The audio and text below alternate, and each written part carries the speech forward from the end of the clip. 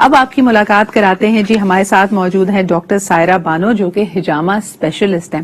جس طرح کہ آپ جانتے ہیں کہ ہجامہ is also very good solution to a number of elements, اور یہ سنت نبوی بھی ہے. لیکن اس کو کروانے کا صحیح طریقہ کیا ہے, آپ کو کن چیزوں کو مد نظر رکھنا پڑتا ہے, یہ ہم جانتے ہیں ہجامہ specialist and cupping therapist doctor Saira Bano سے. السلام علیکم سائرہ. السلام Sidra, thank you very much. بہت بہت شکریہ سائرہ ہمارے ساتھ موجود ہونے کے لیے. مجھے لگتا ہے کہ یورپ میں, امریکہ میں بھی ایک طرح سے کپنگ ایک دوبارہ سے بڑی پاپولر ہوتی چلی جا رہی ہے. پاکستان میں بھی ہم دیکھتے ہیں کہ ہمیں مختلف ہجامہ کلینکس ملیں گے. تو ذرا اس کے بارے میں ہمیں بتائیے کہ خصوصی یعنی کچھ مخصوص ایلمنٹس کے لیے آپ ہجامہ کرا سکتے ہیں یا تقریباً ہر بیماری کے حل کے لیے آپ ہجامہ کا سہارا لے سکتے ہیں, اس کی ٹریٹمنٹ کروا سکتے ہیں؟ سب سے پہلے تو آپ کا بہت شکریہ کہ آپ نے اپنے شو میں بلایا اور اس امپورٹنٹ ٹاپک پہ یا امپورٹنٹ ٹریٹمنٹ پر جو کہ صدیوں پرانا ہے, اور نبی پاک صلی اللہ علیہ وسلم نے ہمیں یہ تعلیم بھی دی, لیکن انفارچونیٹلی ہم اس کو بھلا بیٹھے تھے. لیکن اب دیکھا جائے تو گریجولی ہم واپس کہتے ہیں نا وہ ریوائول ہو رہا ہے. جب ہم ہر طرف سے مایوس ہوتے ہیں تو سنت نبوی کو پکڑتے ہیں, تو وہ دور اب بہت تیزی سے آ رہا ہے, اور انشاءاللہ تعالی ہجامہ کا جو عروج ہے وہ بہت تیزی سے پروان چڑھ رہا ہے. آج سے 15 سال پہلے جب میں نے کام شروع کیا تھا تو میں دیکھتی تھی کہ لوگوں کو اس کے بارے میں, اس کے نام کے بارے میں پتہ نہیں تھا. آپ کسی بھی حالت میں ہجامہ کروا سکتے ہیں, مطلب آپ حالت صحت میں بھی ہجامہ کروا سکتے ہیں, کیونکہ یہ آپ کی باڈی کو ڈیٹاکس کرتا ہے. جب نبی پاک صلی اللہ علیہ وآلہ وسلم معراج کی رات سفر معراج پر تھے تو ملائکہ کی جماعت نے ہر آسمان پر ان سے یہ تاکید کی کہ آپ اپنی امت سے کہیں کہ ہجامہ کروائیں. یہ میں ایکچوئل کوٹ نہیں کر رہی, ایک جرنل آپ کو بتا رہی ہوں حدیث کا مفہوم. اور صحیح بخاری میں اس کے 5 چیپٹرز ہجامہ پر جو ہیں وہ درج ہیں, تو اس سے اس کی اہمیت کا اندازہ ہوتا ہے. اور سب سے بڑی بات, چائنا کا تو یہ سمجھے ملکی علاج ہے, وہاں پر تو یہ بہت پروان چڑھا اور اس میں بڑی ایبسلیوٹلی. سائرہ کچھ چھوٹے چھوٹے سوالات ہیں جو آپ کے لیے آئے تھے اور میں یقیناً چاہوں گی کہ آپ ان کا جواب دیں. سب سے پہلے تو مجھے بتائیے, جیسے آپ نے کہا کہ تمام ہی سچویشنز میں ہجامہ کرایا جا سکتا ہے, حاملہ خواتین کے لیے آپ کیا کہیں گی؟ کیا پریگننسی کے دوران ہجامہ کرایا جا سکتا ہے یا ریکمینڈ کیا جاتا ہے؟ پریگننسی کے فرسٹ 3 منتھس فرسٹ ٹرائمیسٹر میں ہم اوائڈ کرواتے ہیں اور نہیں کروانا چاہیے, لیکن اس کے بعد یہ سیف ہے, لیکن آپ کا تھراپسٹ ایکسپرٹ ہونا چاہیے. بالکل صحیح. اچھا, اب آپ نے جو بات کی وہ بڑی اہم ہے. ہم جس طرح دیکھ رہے ہیں کہ پاکستان میں جگہ جگہ مختلف ہجامہ کلینکس ہیں, آپ اگر کوئی ڈاکٹر سند یافتہ ہے یا نہیں یہ تو آپ چیک کر سکتے ہیں.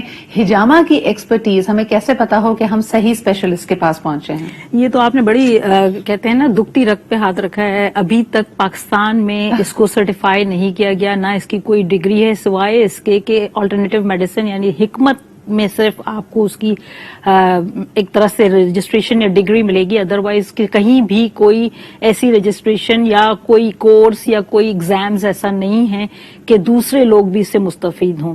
یورپ وغیرہ میں تو یہ ہوتا ہے کہ باہر آپ MBBS کرنے کے بعد اگر آپ آلٹرنیٹیو میڈیسن میں جا رہے ہیں تو آپ کو ہجامہ کی تعلیم دی جاتی ہے, چاہے آپ کسی بھی شعبے سے ہوں, ایلوپیتھک ہوں, طب سے ہوں یا ہومیوپیتھک سے ہوں. لیکن پاکستان میں ابھی ہومیوپیتھک میں ایلوپیتھک میں اس کا بڑا ویکیوم ہے, مگر باہر سے پڑھنے والے اور UK اور USA سے سرٹیفائیڈ لوگ جو ہیں ہمارے پاس, تو وہ اس حوالے سے تو آپ سرٹیفکیشن رکھتے ہیں, مگر پاکستان میں ایسا ابھی تک کوئی اس کا پروگرام نہیں ہے.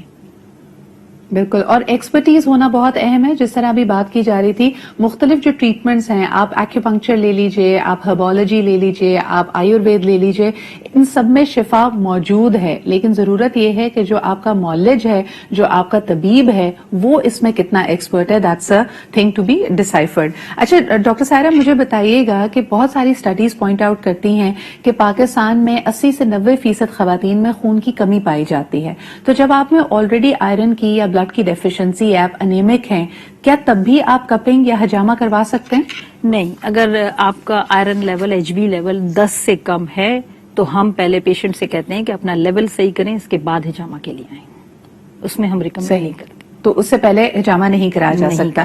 اس کے علاوہ جو مختلف بلڈ ایلمنٹس ہیں یا کڈنی کے مسائل ہیں, کئی چیزیں بڑی کرٹیکل نہج پہ پہنچی ہوئی ہوتی ہیں, تو ان بیماریوں کا ہجامہ کے تھرو علاج کس طرح پاسبل ہے میم؟ بالکل پاسبل ہے. ایون ہجامہ کے تھرو ڈائلسس کے پیشنٹ کے لیے بھی بہت اچھا علاج ہے, اور ہم نے تو ریزلٹس میں یہ دیکھا ہے کہ ان پیشنٹ کے ڈائلسس کا ڈیوریشن بڑھ جاتا ہے, یعنی جن کا فریکوینٹلی ڈائلیشن ہو رہا ہوتا ہے وہ ویک کے بجائے مہینوں میں چلا جاتا ہے.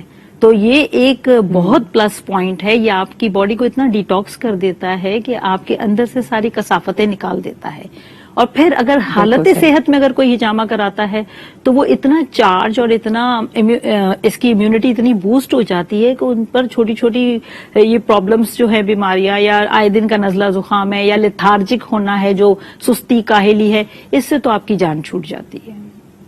بالکل صحیح. مجھے بتائیں کہ اکثر یہ جو آپ نے سمٹمز بیان کیے, اس کی وجہ مختلف نیوٹرینز کی کمی سمجھی جاتی ہے. یعنی لوگ کہتے ہیں کہ آپ بہت زیادہ آپ لیزینس فیل کریں گے اگر آپ میں وٹامن ڈی کی ڈیفیشنسی ہے, آئرن کی ڈیفیشنسی ہے, میگنیشیم اور پوٹیشیم لیولز آپ کے صحیح نہیں ہیں, الیکٹرولائٹس کی اگر کمی ہے, تو ایک کامن سینسیکل بات کہ ہجامہ کے تھرو یا کپنگ کے تھرو ان پرابلمز کو کیسے ایڈریس کیا جاتا ہے؟ دیکھیں, ہجامہ کے تھرو آپ کے اندر کی باڈی جب ڈیٹاکس ہو جاتی ہے, باڈی پیوریفائی ہو جاتی ہے, تو پھر اگر آپ کوئی ٹریٹمنٹ بھی لے رہے ہوتے ہیں نا تو وہ بہت اچھا اثر کرتا ہے. جیسے میں خود ہومیوپیتھ ہوں, تو جب میں اپنی دوا پیشنٹ کو دے رہی ہوتی ہوں تو as compare to that patient جن کو میں ہجامہ کر کے میڈیسن دیتی ہوں, مجھے ان میں ریزلٹ زیادہ بہتر نظر آتے ہیں.